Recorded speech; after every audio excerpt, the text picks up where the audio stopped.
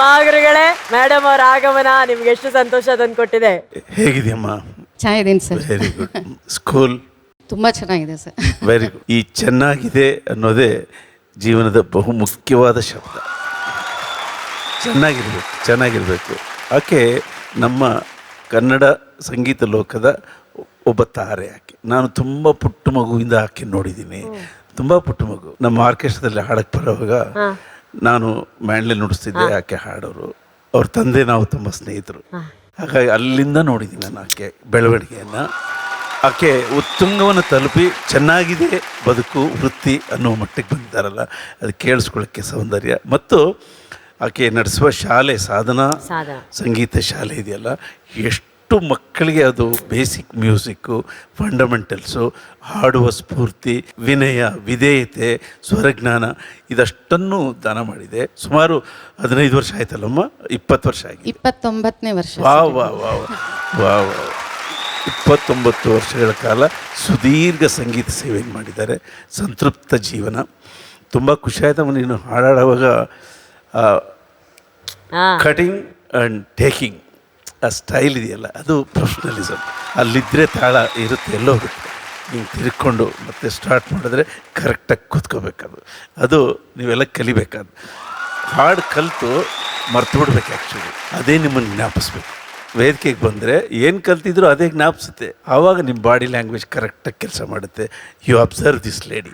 Okay, ತುಂಬ ಚೆನ್ನಾಗಿದೆ. Welcome to the show. Thank you sir. Thank you ಮಹಾಗುರುಗಳೇ. ಮಂಜುಳಾ ಗುರುರಾಜ್ ಮೇಡಮ್ಗೆ ಮತ್ತೊಮ್ಮೆ ಸ್ವಾಗತ. ಮೇಡಮ್ ಒಂದಷ್ಟು ಮಾತಾಡ್ತಾರೆ, ಅನುಭವಗಳನ್ನ ಹಂಚ್ಕೋತಾರೆ. Thank you ma'am. Once again welcome. Thank you. ಭಟ್ರೆ, ಭಾರಿ ಭಯಂಕರ ಮ್ಯೂಸಿಕಲ್ ಹಿಟ್ ಅದು. ಜನ್ಮದ ಜೋಡಿ ಇಡೀ ಸಿನಿಮಾ ತಂಡಕ್ಕೊಂದ. ಅದರಲ್ಲಿ ಜಾನಪದನ ಅಷ್ಟು ಬ್ರಿಲಿಯಂಟ್ ಆಗಿ ಬಳಸಿದ್ದೀರಾ ಸರ್.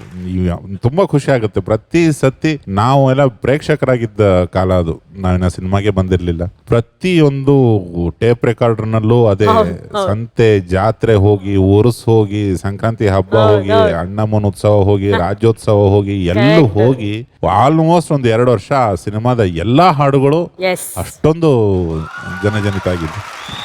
ಈತ ಹಾಡ್ಬೇಕಾದ್ರೆ ನನಗೆ ತುಂಬಾ ಇಷ್ಟ ಆಗಿದ್ದು ನಗ್ತಾ ಹಾಡಿದ್ರು. ಅಂದ್ರೆ ಆ ಹಾಡಲ್ಲೊಂದು ಖುಷಿ ಇದೆ. ಹಿಂಗವನಲ್ಲೋ ಅಂತಂದಾಗ ಒಂದು ಸರ್ಪ್ರೈಸ್ ಇದೆ, ಅದು ಒಂದು ಹೊಗಳಿಕೆ ಇದೆ. ಅದನ್ನೆಲ್ಲ ಅನುಭವಿಸಿ ಹಾಡಿದ್ರೆ. ಆಮೇಲೆ ಪಂಚೆ ಉಟ್ಕೊಂಡ್ ಬಂದಿದ್ದು ಬಹಳ ಇಷ್ಟ ಆಯ್ತು. ಹುಷಾರು. ಪಂಚೆ ಮತ್ತು ಸೀರೆ ಎರಡು ತುಂಬಾ ನಾಜೂಕ್ ಸಮಾಚಾರಗಳು. ಸಂತೆಲಿ ಏನ್ ಬೇಕಾದ್ರೆ ಆಗ್ಬಿಡ್ತಾವ ಸರ್ ಅವು. ಅಲ್ಲ, ನೀವೇ ಹೇಳಿದಿರಲ್ಲ ಸೀರೆಲಿ ಹುಡುಗಿರ ನೋಡಲೇಬಾರದು ಅಂತ. ಆತರ ಪಂಚೆದೇನಾದ್ರು ಬರ್ದಿದ್ದೀರಾ ಭಟ್ರೆ? ಅದು ಅಲ್ಲಿ ಟೆಂಪರೇಚರ್ ನಿಲ್ಲಲ್ಲ, ಇಲ್ಲಿ ಟೆಂಪರೇಚರ್ ಡ್ರಾಪ್ ಆಗ್ಬಿಡುತ್ತೆ. ಅಲ್ಲಿ ಆ ಹಾಡನ್ನ ಕೊಡವಿ ಹಾಡಿದ್ದಾರೆ. ತುಂಬಾ ಕ್ಲೀನ್ ಆಗಿ ಕೇಳಿಸುತ್ತದು. ಅದನ್ನ ಚೆನ್ನಾಗಿ ನೋಟಿಸ್ ಮಾಡಿದ್ದಾರೆ ಇವರು. ಆ ಒರಿಜಿನಲ್ ಹಾಡಲ್ಲಿ ಏನಿತ್ತು ಒಂದು ಸೌರಭ, ಅದನ್ನ ತುಂಬಾ ಕ್ಲೀನ್ ಆಗಿ ಕಟ್ಕೊಟ್ರಿ. ನಿಮ್ಮ ಸ್ಮೈಲ್ ಅಲ್ಲಿ. ಆಮೇಲೆ ಒಂದು ಗತ್ತಿದೆ, ನನ್ಗೆ ಗೊತ್ತಿ ಹಾಡು ನಂಗೆ ತುಂಬಾ ಇಷ್ಟ, ನಂಗೆ ತುಂಬಾ ಪ್ರೀತಿ. ಅದು ಆ ಗತ್ತಲ್ಲಿ ಹಾಡಿದಾಗ ನಮಗೆ ಅದು ಸಿಂಕ್ ಆಗುತ್ತೆ. ಸೊ ತುಂಬಾ ನೀವು ಮಜಾ ಕೊಟ್ರಿ ಈ ಹಾಡಲ್ಲಿ. ಆಮೇಲೆ ಒಂದು ಜನ್ಮದ ಜೋಡಿ ಅನ್ನೋ ಒಂದು ಮಹಾನ್ ಮ್ಯೂಸಿಕಲ್ ಜರ್ನಿ ಮಾಡಿದಂತಹ ಸಿನಿಮಾ ಒಂದು ದೊಡ್ಡ ಮೈಲಿಗೆಲ್ಲ ನೆನಪಿಸಿದೆ. ನಿಮ್ಮಿಂದ ಕಲಿಬೇಕು ಬೇರೆಯವರೆಲ್ಲ. ಆರಾಮಾಗಿ ಒಂದು ಹಾಡನ್ನು ಹೊಗಳಾದ್ರೂ ಹೊಗಳಿ, ಬೈದಾರೋ ಬೈರಿ. ನನಗೆ ಇಷ್ಟ ಇದು, ತುಂಬಾ ಇಷ್ಟಪಟ್ಟು ನಿಮ್ ಕೆಲಸ ಮಾಡಿದ್ರಿ ಅಂತ ಅನ್ನಿಸ್ತು ನನಗೆ. ಆಲ್ ದಿ ಬೆಸ್ಟ್ ನಿನ್ನ ಜರ್ನಿಗೆ. ಗ್ರ್ಯಾಂಡ್ ಫಿನಾಲೆವರೆಗಿರಪ್ಪ ನೀನು ಇಲ್ಲಿ. Thank you sir. Thank you ಭಟ್ರೆ. ಮಹಾಗುರುಗಳೇ, ಒಳ್ಳೆ ಮಾತು ಹೇಳಿದ್ರು. ಇವರು ಒಳ್ಳೆ ಮಾತು ಹೇಳಿದ್ದಾರೆ. ನಿನ್ನ ಹಾಡಿನಲ್ಲಿ ಒಂದು ಗತ್ತಿತ್ತು ಅಂತ ಹೇಳಿದ್ರಲ್ಲ, ಭಾಳ ಮುಖ್ಯ. ಅದು ಗತ್ತು ಯಾವಾಗ ಬರುತ್ತೆ? ನಮಗೆ ಆ ವಿದ್ಯೆ ಎಲ್ಲ ಗೊತ್ತಿದ್ರೆ ಆ ಗತ್ತು ಬರುತ್ತೆ ಅಲ್ವಾ? ಅದು ಭಾಳ ಚೆನ್ನಾಗಿ ಹೇಳಿದ್ದಾರೆ. ಆಮೇಲೆ ಕೊಡವಿ ಹಾಡಿದೆ. ಅದು ಭಾಳ ಅಂದರೆ ಆ ಸಾಹಿತ್ಯವನ್ನು ಹೇಳಿದಾಗ ಅದು ಕೊಡಕೊಂಡು ಅವನ ತಲೆಗೆ ಹೋಗ್ಬಿಡ್ಬೇಕು ಕೇಳಿದವನಿಗೆ. ಅದು ಅರ್ಥ. ಬಟ್ ಆ ಮಾತು ಬಂದಿದ್ದು ಆ ಪಂಚೆಯಿಂದ ಅಲ್ವಾ? ಆ ಪಂಚೆನ ಕೊಡುತ್ತಾರಲ್ಲ, ಅದನ್ನು ಕನೆಕ್ಟ್ ಮಾಡಿ ಯೋಗಣ್ಣ ಹೇಳಿದ್ದು. ನೀನು ತುಂಬ ಆ ಸಂಗತಿಗಳು, ಪುಟ್ಟ ಸಂಗತಿಗಳು, ಆ ವಿವರಗಳು ಅವನ್ನೆಲ್ಲ ಭಾಳ ಚೆನ್ನಾಗಿ ಪ್ರೆಸೆಂಟ್ ಮಾಡಿದೀಯಾ. ಹೆಂಗೆ ಹೇಳೋದು ಅದನ್ನು? ಈ ಪಂಚೆ ಮೇಲೆ ಹೇಳ. ಪಂಚೆ ಮೇಲೆ ಒಂದು ಪಂಚ್ ಅಷ್ಟೇ. ದಕ್ಷಿಣ ಭಾರತದ ಪುರುಷ ಲಕ್ಷಣ ಪಂಚೆ. ಕಂಬದ ರಂಗಯ್ಯ ಹಾಡಿದ ಹಾಡಿನ ಎಲ್ಲ ಸಂಗತಿಗಳಲ್ಲೂ ಪಂಚೆ.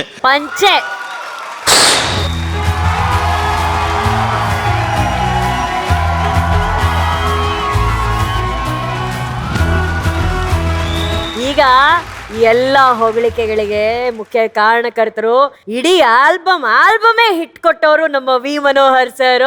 ಒಳ್ಳೆ ಹಾಡನ್ನ ನಮ್ಮ ಕಂಬದ ರಂಗಯ್ಯ ಜ್ಞಾಪಿಸಿದ್ರು. ಆ ಸಂಬಂಧಪಟ್ಟವರೆಲ್ಲ ಇಲ್ಲೇ ಇದ್ದಾರೆ. ಅವತ್ತಿನ ರಿದಮ್ ಸೆಕ್ಷನ್ ಇನ್ಚಾರ್ಜ್ ನಮ್ಮ ಬಾಲಿ ಸರ್, ಆಮೇಲೆ ನಮ್ಮ ಕಂಪೋಸಿಂಗ್ ಅಲ್ಲಿ ಕೂತಂತ ನಮ್ಮ ಶೇಖರ್, ಆಮೇಲೆ ಮೂಲ ಗಾಯಕರು ಇಲ್ಲೇ ಇದಾರಲ್ಲಪ್ಪ, ಮತ್ತೆ ರಾಜೇಶ್ ಮತ್ತೆ ಮಂಜುಳಾ ಅವರು. ಮತ್ತೆ ಕಂಬದ ಮೇಲಿನ ರಂಗಯ್ಯ ನೀವು ಒಬ್ರೇನೆ ಹಾಡಿದ್ರೆ ಹೆಂಗಯ್ಯ. ಡ್ಯುಯೆಟ್ ಅನ್ನು ಒಬ್ರು ಹಾಡಿದ್ರಲ್ಲ ಅದು, ಆಮೇಲೆ ಗೊತ್ತಾಗ್ಲಿಲ್ಲ, ನನಗೆ ಗೊತ್ತಾಗ್ಲಿಲ್ಲ. ಜನ್ಮದ ಜೋಡಿ ನನಗೆ ಇನ್ನೊಂದು ಜೀವ ಕೊಟ್ಟ ಅಂತ, ಇನ್ನೊಂದು ಜನ್ಮ. ಫಸ್ಟ್ ಅಣ್ಣವರ ಕಂಪ್ನಿಯಲ್ಲಿ ಒಂದು ಸಿನಿಮಾ ಮಾಡೋದಂದ್ರೆ ಅಲ್ಲೆಲ್ಲ ದೊಡ್ಡವರೆಲ್ಲ ಮಾಡಿ, ರಾಜನ್ ನಾಗೇಂದ್ರ ಅವರು ನಮ್ಮ ಗುರುಗಳು, ಆಮೇಲೆ ಉಪೇಂದ್ರ ಕುಮಾರ್, ಜಿ ಕೆ ವೆಂಕಟೇಶ್, ರಂಗರಾವ್ ಎಲ್ಲ ಮಾಡಿದಾರಲ್ಲ. ನಾನು ಏನು ಗೊತ್ತಿಲ್ಲ ಅವ್ನು ಹೆಂಗ್ ಮಾಡೋದು ಅಂತ ಭಯದಲ್ಲೇ ಫಸ್ಟ್ ಹಾಡೇ ಇದು, ಫಸ್ಟ್ ಟ್ಯೂನ್ ಜೊತೆ ಸಾಹಿತ್ಯನೂ ಬಂದ್ಬಿಡ್ತು, ಓಕೆ ಆಗ್ಬಿಡ್ತು.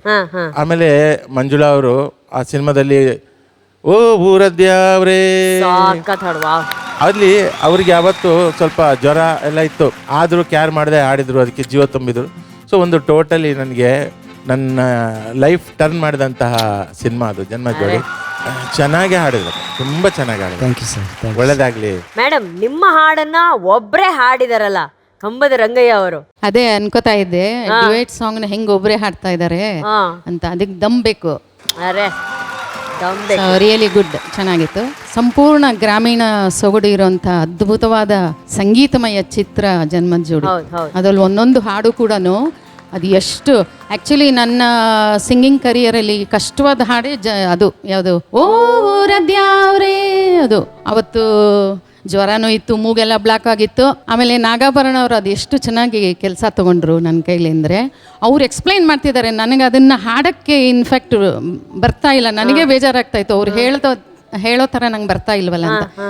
ಏನಂದರೆ ಕಲ್ಲು ಹಿಂಗೆ ತೊಗೊಂಬಿಟ್ಟು ಇನ್ನೇನು ಹುಚ್ಚಿಡಿಯೋ ಸ್ಟೇಜ್ ಅಮ್ಮ ಅವಳಿಗೆ ಅಂದರೆ, ಅದು ಹೆಂಗೆ ಸರ್ ಇಮ್ಯಾಜಿನ್ ಮಾಡಲಿ ನಾನು, ಇನ್ನೇನು ಹುಚ್ಚಿಡಿಯೋ ಸ್ಟೇಜು ಅಂದರೆ ಹೆಂಗೆ ಇಮ್ಯಾಜಿನ್ ಮಾಡಿ ಹಾಡಬೇಕು ಅಂತ.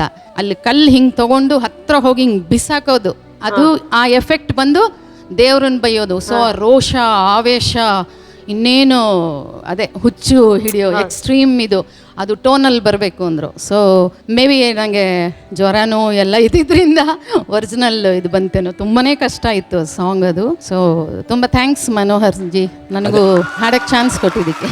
ಅದೆಲ್ಲ ಎಲ್ಲ ಕೂಡಿ ಬರೋದು ಅಂತಾರಲ್ಲ, ಆ ಥರ ನಾವು ಬೇಕು ಅಂದಾಗ ನಮ್ಗೆ ಸಿಗಲ್ಲ, ಅದು ನಮಗೆ ಅದು ತಾನಾಗೇ ಬರೋದು, ಒಲಿದು ಅಷ್ಟೇ. Very true.